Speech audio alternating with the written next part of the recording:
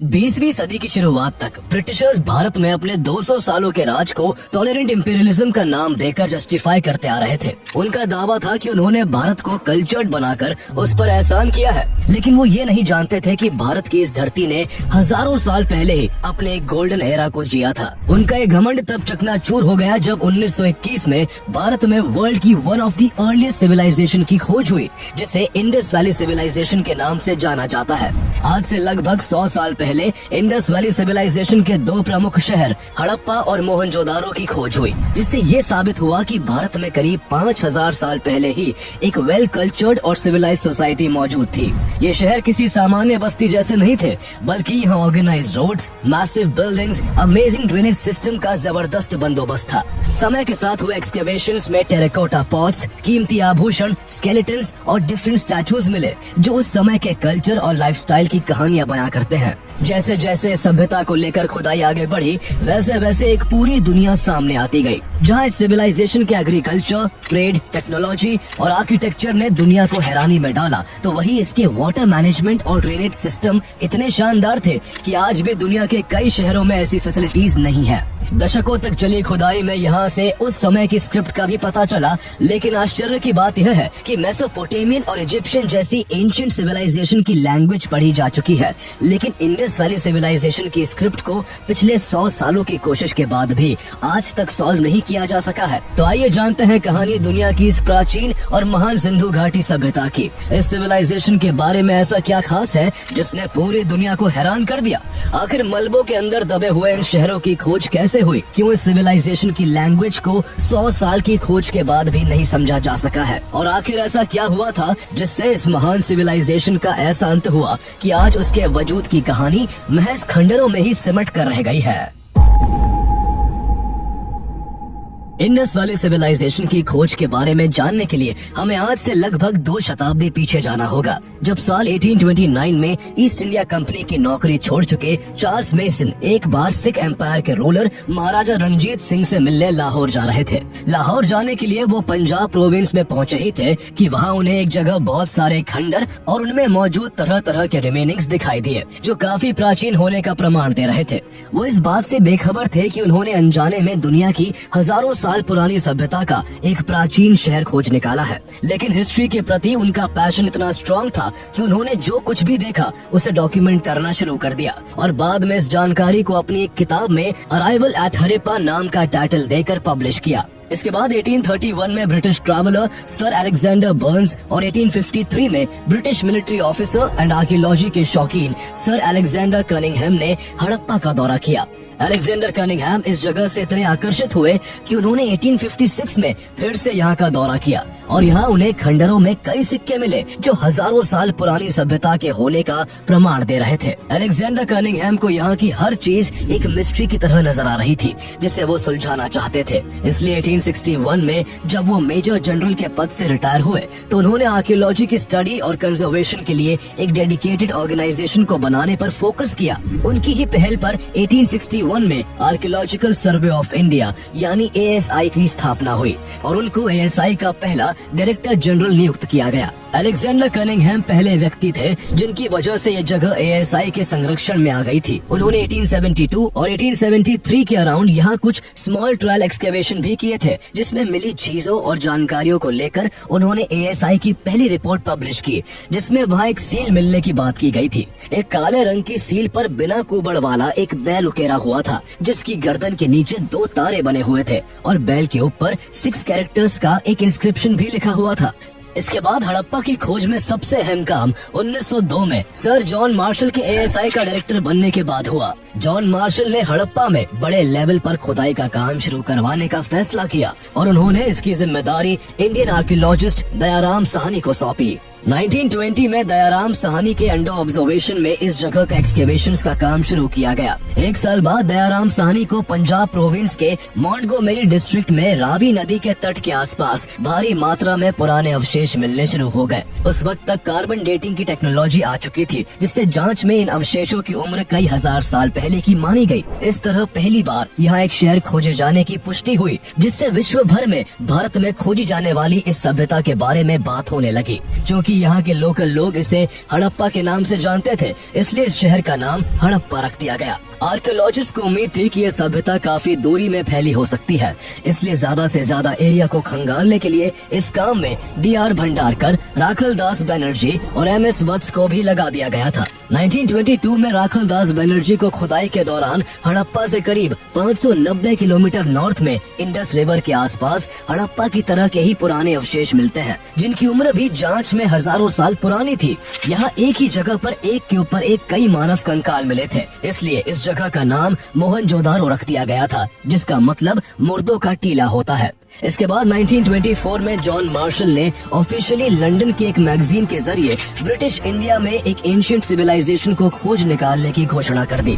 हड़प्पा और मोहनजोदारो जैसे दो प्रमुख शहरों समेत कई प्राचीन गांव इंडस रिवर के किनारे पाए गए थे, इसलिए इसे इंडस वैली सिविलाइजेशन या सिंधु घाटी सभ्यता के नाम से जाना गया। सबसे पहली खोज हड़प्पा की हुई थी, इसलिए इसे हड़प्पन सिविलाइजेशन के नाम से भी जाना जाता है। इस सिविलाइजेशन के अस्तित्व ने पूरी दुनिया को हैरान कर दिया था। तब तक मेसोपोटामिया सिविलाइजेशन, इजिप्शियन सिविलाइजेशन और चाइनीज सिविलाइजेशन दुनिया की लार्जेस्ट एंशिएंट अर्बन सिविलाइजेशन मानी जाती थी। इंडस वैली सिविलाइजेशन की खोज के बाद इसका नाम भी दुनिया की 4 सबसे प्राचीन सभ्यताओं में शुमार हो गया। इंडस वैली सिविलाइजेशन को जहाँ कुछ रिसर्चर्स 5000 साल पुराना मानते हैं, तो वही ऐसे एविडेंस भी देखने को मिले हैं जिससे सिविलाइजेशन को 8000 साल पुराना भी माना जाता है। लगभग 100 साल से इंडस वैली सिविलाइजेशन की साइट्स की खोज होती रही है और तब से अब तक इंडस वैली सिविलाइजेशन की 1400 से भी ज्यादा साइट्स को खोजा जा चुका है, जिनमें से फिलहाल 925 साइट्स इंडिया में और 475 साइट्स पाकिस्तान में है। खोजी गई साइट्स में से करीब 100 साइट्स इंडस रिवर के करीब पाई गई, जबकि लगभग 500 साइट्स घग्गर हकरा रिवर के आसपास डिस्कवर हुई है। ये खोज आज भी लगातार जारी है। खोजे गए शहरों और साइट्स पर हुई रिसर्च के आधार पर हिस्टोरियंस को पता चला कि आखिर इंडस वैली सिविलाइजेशन की शुरुआत कब और कैसे हुई थी और ये सिविलाइजेशन कितनी दूर तक फैली हुई थी। मेसोपोटामिया, इजिप्ट और चाइना की सिविलाइजेशंस के मुकाबले में इंडस वैली सिविलाइजेशन सबसे बड़े इलाके में फैली हुई थी। इसके अंडर करीब 12,60,000 स्क्वायर किलोमीटर का एरिया था, जो आज के इंडिया, पाकिस्तान और अफगानिस्तान तक फैला हुआ था। इस सिविलाइजेशन के हड़प्पा, मोहनजोदारो और आमरी नाम के कई प्रोमिनेंट साइट्स पाकिस्तान में, जबकि कालीबंगन, लोथल, सुरकोटड़ा, बनावली और धोलावीरा इंडिया में स्थित है। एक समय पर इंडस वैली सिविलाइजेशन में लगभग 50 लाख लोग रहते थे। इंडस वैली सिविलाइजेशन को 3 phases, early Harappan phase, mature Harappan phase and let Harappan phase में बांटा गया है। अर्ली हड़प्पन फेज की शुरुआत 3300 BCE में हुई थी, जब सिंधु नदी और इसकी सहायक नदियों के किनारे फैली हुई जमीनों पर पहाड़ी इलाकों से लोग इकट्ठा होने लगे थे। ये इलाके काफी फर्टाइल थे, जिससे यहाँ खेती करना आसान था, इसीलिए लोगों ने यहाँ अपना ठिकाना बना लिया। धीरे धीरे यहाँ लोगों की संख्या बढ़ती गई और 2600 BCE आते आते पहले यहाँ कबीला, फिर गांव और आगे चलकर यहाँ नगर बसाए जाने लगे। 2600 BCE से 1900 BCE के बीच के समय को मैच्योर हड़प्पन फेज कहा जाता है, जिसे इसका गोल्डन एरा माना जाता है। इसी दौरान हड़प्पा, मोहनजोदारो और लोथल जैसी जगह बड़े अर्बन सेंटर्स में ट्रांसफॉर्म हुई थी। इंडस वैली सिविलाइजेशन के शहर एक इंटरेस्टिंग पैटर्न के साथ बने होते थे। हर नगर में 2 मेजर सेगमेंट्स होते थे। पहला लोअर माउंट, जो कि मुख्य शहर था, जहां लोगों के रहने के लिए घर थे, और दूसरा अपर माउंट, जो हायर ग्राउंड पर बना होता था। अपर माउंट में सभी मुख्य इमारतें मौजूद होती थी, जहां मार्केट प्लेस, वर्कशॉप्स और मीटिंग प्लेसेस का बंदोबस्त होता था। यहाँ कई गोदाम भी होते थे, जिनमें उपजाए गए अनाजों को स्टोर किया जाता था। हालांकि कुछ विशेषज्ञों के अनुसार अपर माउंट पब्लिक गैदरिंग्स के लिए नहीं, बल्कि एलीट क्लास के लोगों के रहने के लिए था। अपर माउंट और लोअर माउंट के चारों तरफ बाउंड्री वॉल्स होती थी, ताकि शहर को वाइल्ड एनिमल्स और फ्लड से बचाया जा सके। ये प्लानिंग और डिजाइन इंडस वैली सिविलाइजेशन की एडवांस इंजीनियरिंग और अर्बन प्लानिंग स्किल्स को दर्शाता है। यहाँ के घरों का स्ट्रक्चर भी काफी दिलचस्प था। घरों को ब्लॉक्स के आकार में बनाया गया था और इन ब्लॉक्स के बीच में लोगों के आने जाने के लिए काफी चौड़े रास्ते बनाए गए थे। घरों को बनाने के लिए ईंटों का इस्तेमाल किया जाता था और हर ईंट का सिमिलर डायमेंशन होता था। हर घर के अंदर कॉर्नर में एक बाथरूम होता था और बाथरूम से एक नाली निकलती थी, जो शहर के नीचे बनी नालियों के मेन नेटवर्क से जाकर मिलती थी जो पूरे शहर के पानी और कीचड़ को बाहर ले जाती थी। यहाँ का ड्रेनेज सिस्टम इतना शानदार था कि आज भी दुनिया के कई शहरों में पानी निकालने की इतनी शानदार फैसिलिटीज नहीं है। ड्रेनेज सिस्टम के साथ साथ इंडस वैली सिविलाइजेशन में वाटर रिसोर्सेज की व्यवस्था और उसका रखरखाव भी काफी कमाल का था। जगह जगह साफ पानी के लिए कुएं होते थे जिसे लोग पीने और खाना बनाने के लिए इस्तेमाल करते थे। मोहनजोदारो में एक्सकेवेशन के दौरान एक बड़ा जलकुंड भी मिला जिसे द ग्रेट बाथ के नाम से जाना जाता है।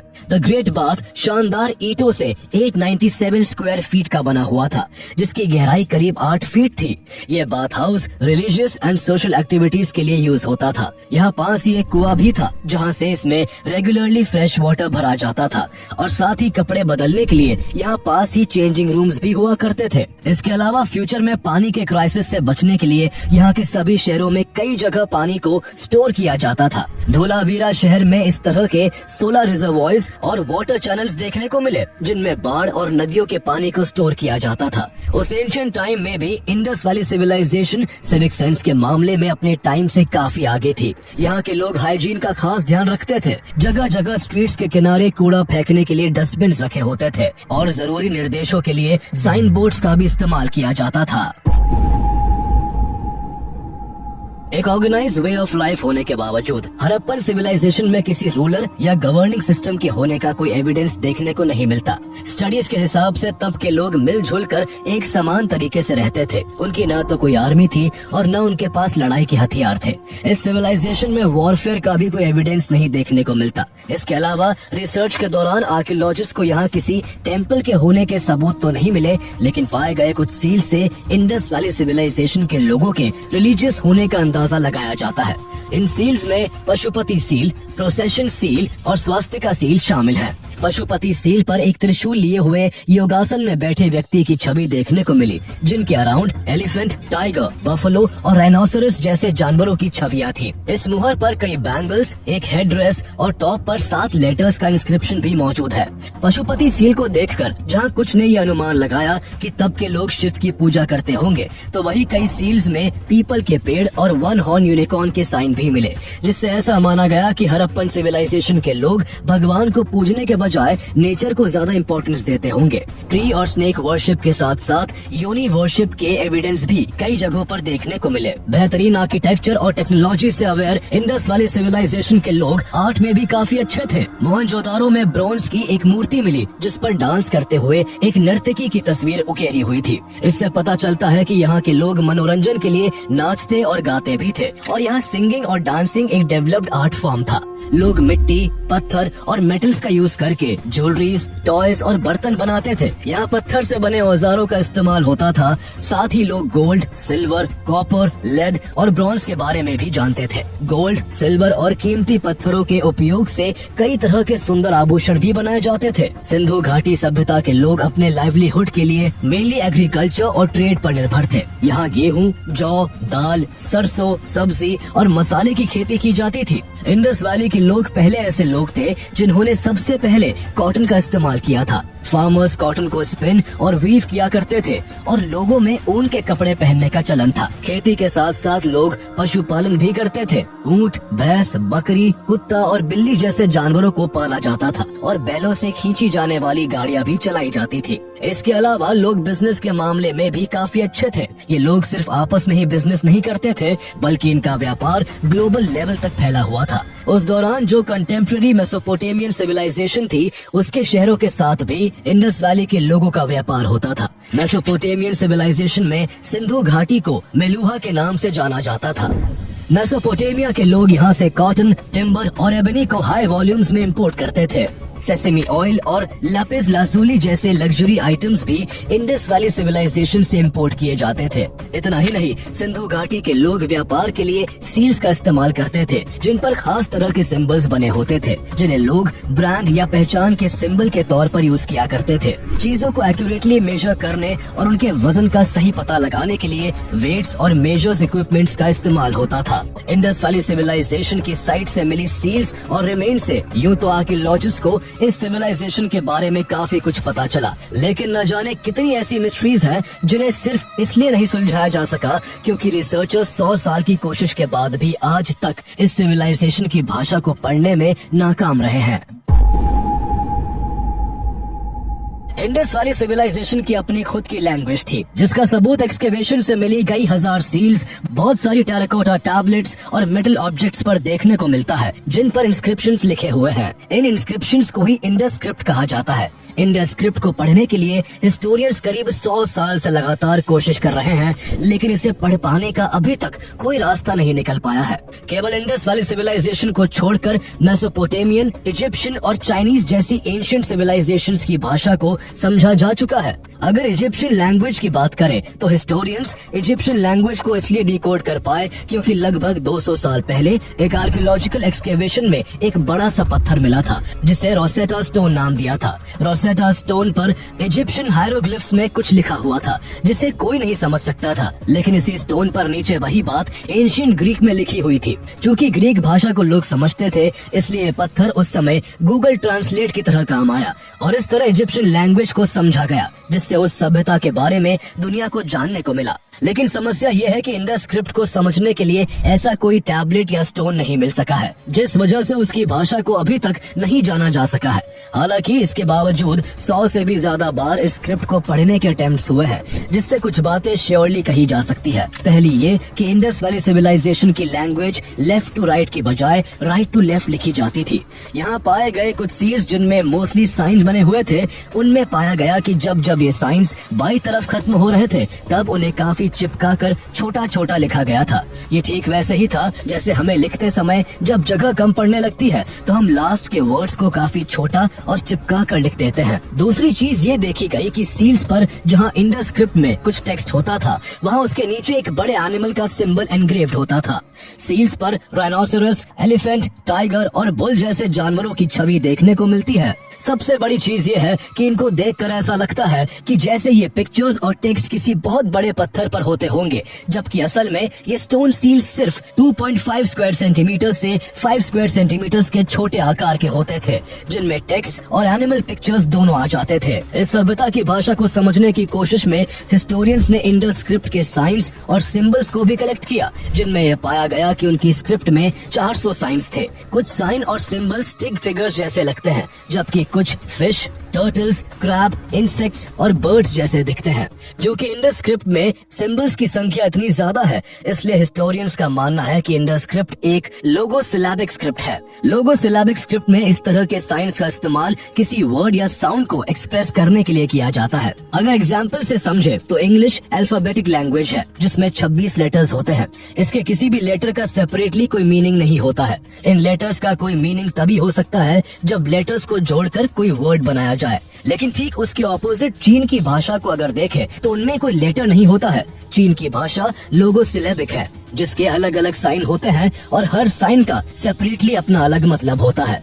ठीक इसी तरह इंडस वाली सिविलाइजेशन में साइन और सिंबल्स की लैंग्वेज का इस्तेमाल होता था। जो सील्स मिले उनमें ये देखा गया कि ज्यादातर इंस्क्रिप्शंस केवल 5 साइंस वाले थे, जबकि कुछ इंस्क्रिप्शंस ऐसे भी हैं जिनमें 26 सिंबल्स देखने को मिले। क्योंकि हड़प्पन कल्चर के लोग फॉरेन में भी ट्रेड करते थे, इस वजह से इंडस स्क्रिप्ट के कुछ सील्स पर्शिया और मेसोपोटामिया में भी मिले। शुरुआती दौर में जब इंडस स्क्रिप्ट के साइंस वाले सील्स मेसोपोटामिया में मिले तो कई रिसर्चर्स ने इसे मेसोपोटामिया की स्क्रिप्ट का ही हिस्सा मान लिया और कहा गया कि इंडस स्क्रिप्ट भी इसी से डेवलप्ड हुई होगी। लेकिन बाद में ऐसे सारे दावे खारिज कर दिए गए। इंडस स्क्रिप्ट की ये गुत्थी कुछ इस कदर उलझी हुई है कि हिस्टोरियंस अभी तक किसी एक थ्योरी पर अग्री नहीं हो सके। सबके अपने अपने ओपिनियंस और असम्पशंस हैं। कई बार इंडस स्क्रिप्ट को संस्कृत तो कई बार इसे द्रविड़ भाषा से संबंधित बताया जाता है। वही हिस्टोरियन स्टीव फार्मर के हिसाब से सील्स पर पाए गए साइन असल में कोई भाषा ही नहीं है। उनका कहना है कि अगर ये भाषा होती तो यहाँ के सील्स पर इजिप्ट और मेसोपोटामिया के जैसे लंबे लंबे टेक्स्ट होते। उनके अकॉर्डिंग इंडस वैली के साइन केवल कुछ चीजों को डिनोट करने के लिए होते होंगे। लेकिन सच क्या है किसी को नहीं पता। इंडस वैली सिविलाइजेशन की डिस्कवरी को 100 साल से भी ज्यादा का वक्त बीत चुका है, लेकिन उसकी स्क्रिप्ट अभी तक एक पहेली बनी हुई है। ये पहेली लोगों को रोमांचित भी करती है। इसका अंदाजा इसी से लगाया जा सकता है कि हाल फिलहाल में ही तमिलनाडु के मुख्यमंत्री M.K. स्टालिन ने ये अनाउंस किया है कि जो कोई भी स्क्रिप्ट को डिकोड कर लेगा उसे उनकी सरकार की तरफ से $10 लाख का इनाम दिया जाएगा। अब देखना होगा कि इंडस स्क्रिप्ट की मिस्ट्री को कब तक सुलझाया जाता है। लेकिन मिस्ट्री केवल इंडस वाली सिविलाइजेशन की भाषा को लेकर ही नहीं है, बल्कि एक रहस्य ये भी है कि जब ये सिविलाइजेशन इतनी एडवांस्ड, मॉडर्न, पीसफुल और वेल्दी थी तो आखिर इस महान सभ्यता का अंत कैसे हुआ। आर्कियोलॉजिकल रिकॉर्ड्स के हिसाब से 1900 BCE और 1300 BCE के बीच इस सिविलाइजेशन में रैपिड डिक्लाइन हुआ। इसी को लेट हड़प्पन फेज कहा जाता है। माना जाता है कि यूं तो पहले भी कई बार इस सिविलाइजेशन के कई शहर बाढ़ वगैरह से नष्ट हो गए थे, लेकिन उन्हें हर बार फिर से उन्हीं सेम ग्रिड पैटर्न्स का इस्तेमाल करके बना लिया गया था। मोहनजोदारो को कम से कम 9 बार बनाया गया था, लेकिन जैसे जैसे समय बीता हालात यहाँ बदतर होते गए। यहाँ सिटीज की प्लानिंग बंद हो गई, रोड्स पर और ड्रेनेज सिस्टम्स को मेंटेन नहीं किया गया, द ग्रेट बाथ वेस्ट से भर गया और मेसोपोटामिया के साथ ट्रेड लिंक्स खत्म हो गए। 1700 BCE तक ज्यादातर सिटीज खाली हो चुकी थी। न तो लोग सेम राइटिंग सिस्टम का इस्तेमाल कर रहे थे और न ही स्टैंडर्डाइज वेट्स और बिल्डिंग रेशियोज का यूज किया जा रहा था। लेट हड़प्पन फेज करीब 1300 BCE तक कंटिन्यू रहा और इसके बाद के सालों में ये सिविलाइजेशन हमेशा के लिए एक गुजरा हुआ वक्त बन गया। जिस तरह इंडस स्क्रिप्ट को लेकर कोई एकमत नहीं है, उसी तरह इंडस वैली सिविलाइजेशन के डिक्लाइन का विषय भी काफी डिबेटेबल है। इसके डिक्लाइन के पीछे कई तरह के कारण बताए जाते हैं। एक थ्योरी के अनुसार इंडस वैली के एनवायरनमेंट में लगातार चेंजेस आए, जिससे इस क्षेत्र में मानसून की कमी आ गई, जिससे यहाँ अक्सर सूखा पड़ने लगा और खेती करना मुश्किल हो गया। सालों तक बारिश न होने की वजह से यहाँ बहने वाली नदियों का पानी सूख गया, जिनके सहारे सिविलाइजेशन के लोग खेती करते थे। नदियों के सूख जाने से उनके ट्रेड पर भी काफी बुरा इम्पैक्ट पड़ा और उनका बिजनेस ठप पड़ने लगा। एक ही साथ फसलों के चौपट होने और व्यापार बंद होने से उनकी इकोनॉमिक एक्टिविटीज अचानक से रुक गई। माना जाता है कि ऐसा लगातार कई साल और दशक तक चलते रहने से यहाँ के काफी लोग भूख के कारण तड़प कर मर गए होंगे और काफी लोग गंगा नदी के मैदानों की तरफ माइग्रेट कर गए होंगे। कई रिसर्चर्स ने इंडस वैली के डिस्ट्रक्शन के लिए यहाँ नेचुरल डिजास्टर्स की थ्योरी दी। उनके हिसाब से यहाँ लार्ज स्केल पर अर्थक्वेक या फ्लड आए होंगे, जिस वजह से पूरी सिविलाइजेशन बर्बाद हो गई होगी। एक थ्योरी के हिसाब से यहाँ कोई महामारी हुई होगी, जिसे कंट्रोल न कर पाने की वजह से इस सभ्यता का अंत हुआ होगा। समय के साथ ये सेटलमेंट्स जमीन में दबते चले गए और उनके ऊपर नए शहर और नई सभ्यताएं जन्म लेने लगी। इसके अलावा ये भी माना जाता है कि इंडस वैली के वेस्ट में स्थित पहाड़ियों से आर्यंस ने यहाँ की टेरिटरी पर आक्रमण किया होगा। क्योंकि यहाँ के लोग शांति प्रिय थे, इसलिए वो आर्यंस का मुकाबला नहीं कर पाए होंगे और आर्यंस ने आसानी से उनकी आबादी को मार गिराया होगा। इस इन्वेजन के चलते जहाँ काफी लोग मारे गए होंगे, तो वही काफी लोग डर की वजह से यहाँ से भाग गए होंगे। लेकिन ये सब महज थ्योरीज है। सच्चाई क्या है आज तक किसी को नहीं पता। इंडस वैली सिविलाइजेशन की खोज को 100 साल से भी ज्यादा हो गए हैं, लेकिन अब भी दुनिया इस सभ्यता की ऐसी ही बहुत सी बातों से अनजान है। सोचने वाली बात यह है कि अभी तक जो कुछ इस सिविलाइजेशन के बारे में पता चला है, जब उसने दुनिया को इतना हैरान कर दिया, तो वही जब इसकी स्क्रिप्ट और बाकी चीजों को सुलझा लिया जाएगा, तब न जाने इस ग्रेट सिविलाइजेशन के कौन कौन से रहस्य पता चलेंगे। देखने वाली बात होगी कि आज इतनी एडवांस एक्सकेवेशन टेक्नोलॉजी होने के बाद आखिर कब तक इस सिविलाइजेशन की बाकी गुत्थियों को सुलझाया जा सकेगा।